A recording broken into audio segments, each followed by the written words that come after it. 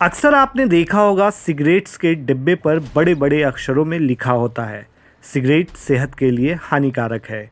कई देशों में तो सिगरेट पर बैन भी लगाया गया है, लेकिन फिलहाल मामला सिगरेट पर बैन लगाने का नहीं बल्कि हटाने का है।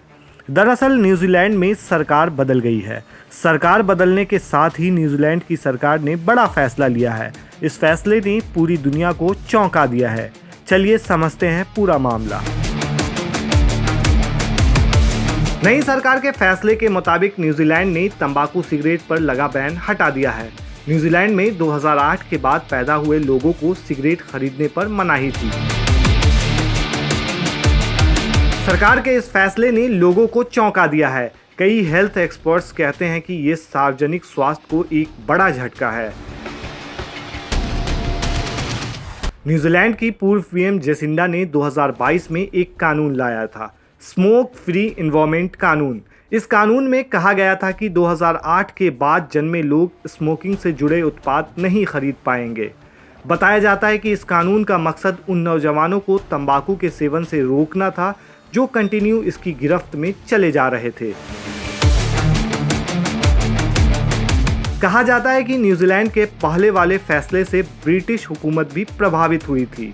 ब्रिटेन ने भी सितंबर में यह ऐलान किया था कि वह भी न्यूजीलैंड की तर्ज पर नौजवानों के लिए तंबाकू उत्पादों की बिक्री पर बैन लगाएगा। वहीं न्यूजीलैंड सरकार के इस फैसले से अब उन देशों पर असर पड़ सकता है जो न्यूजीलैंड की तरह सिगरेट तंबाकू पर बैन लगाने की सोच रहे थे। क्रिस्टोफर लक्सन न्यूजीलैंड के नए पीएम बने हैं। सोमवार को ही उन्होंने शपथ ली। पदभार संभालने के बाद क्रिस्टोफर ने कहा कि उनकी सर्वोच्च प्राथमिकता अर्थव्यवस्था में सुधार लाने की होगी। गठबंधन सरकार बनाने के साथ ही नए पीएम ने टैक्स में कटौती का वादा किया है और 500 से अधिक पुलिस अधिकारियों को 2 साल के अंदर प्रशिक्षित करने की बात कही है। तंबाकू से जुड़े पुराने कानून को भी हटाने के पीछे यही दलील दी गई है कि इससे लोगों को टैक्स में राहत मिलेगी। पूर्व पीएम जेसिंडा अर्डर्न ने 2023 के शुरुआत में ही इस्तीफा दे दिया था। तकरीबन 6 साल तक वो इस पद पर रही थी, बाद में ये कहते हुए कि अब उनके पास देश को नया कुछ भी देने के लिए नहीं है, इसलिए वो इस्तीफा दे रही हैं। उनके इस कदम की दुनिया भर में प्रशंसा हुई थी। वहीं न्यूजीलैंड में इस साल 14 अक्टूबर को आम चुनाव हुए, जिसमें पूर्व कारोबारी और मौजूदा पीएम देश के सबसे बड़े दल के नेता के तौर पर उभरे हैं।